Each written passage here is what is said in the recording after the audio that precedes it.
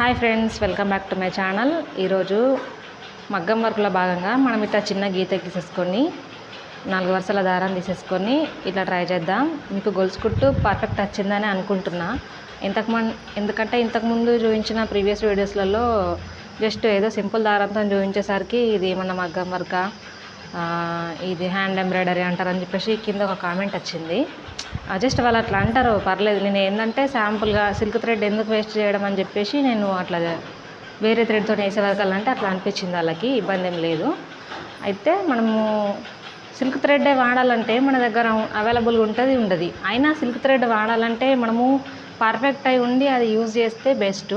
మళ్ళీ లేకపోతే ఎందుకు దాన్ని ఇప్పుడు ఎట్లా అనేది నేర్చుకోవడానికి కదా, వేస్ట్ అయిపోతుంది సిల్క్ థ్రెడ్. వేరే దారంతో నేర్చుకొని తర్వాత దీన్ని యూజ్ చేస్తే మనకు కూడా పర్ఫెక్ట్ వస్తుంది వర్క్ అన్నది. కాబట్టి నేను అట్లా చెప్పడానికి అని చెప్పేసి ఆ వీడియో చేసిన. కొందరికి వేరే అర్థమైంది. సరే, పర్లేదు. మీరు మాత్రం ఇట్లా గోల్స్ కుట్టుని తీరం వేసుకోండి, ఇబ్బంది ఏం లేదు. ఎందుకంటే సిల్క్ థ్రెడ్ కాబట్టి తొందరగానే చిక్కు పడుతుంది. ఆ చిక్కు తీయాలంటే మాత్రం మామూలుగా ఇబ్బంది ఉండదు. ఆల్రెడీ నాకు ఒకసారి ఎక్స్పీరియన్స్ అయింది, అది మామూలుగా ఉండదు.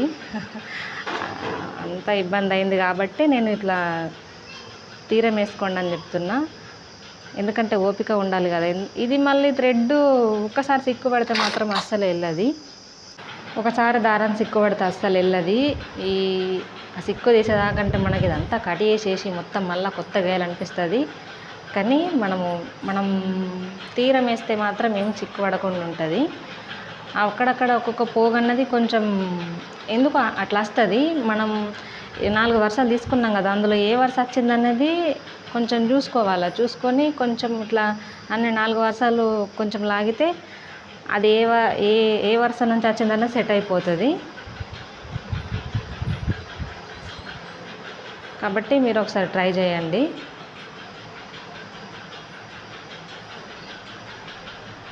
మెటీరియల్ తెచ్చేసుకొని ఏం వేయాలో తెలియక ఆలోచిస్తుంటే మాత్రం ఇట్లా ట్రై చేసుకోండి. ఇప్పుడు అదే గొలుసు కుట్టు సేమ్ 4 వరుసల దారంతో మళ్ళీ ఒకసారి వేసుకుందాం.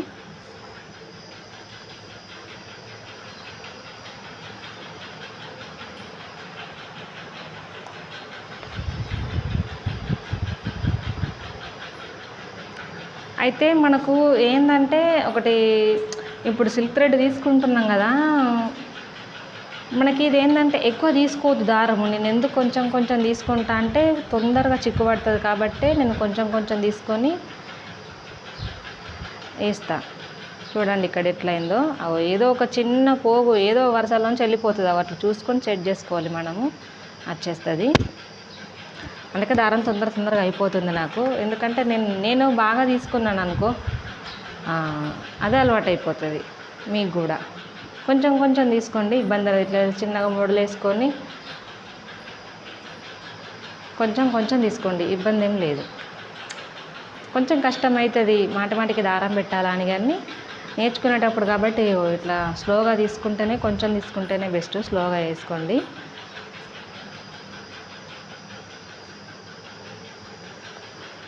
ప్లీజ్ సబ్స్క్రైబ్ చేసుకోండి, లైక్ చేయండి, షేర్ చేయండి. మీకు వీడియో ఎట్లా వచ్చింది, నచ్చిందా కామెంట్ చేయండి కింద. Thanks for watching. ఎంకరేజ్ చేయండి.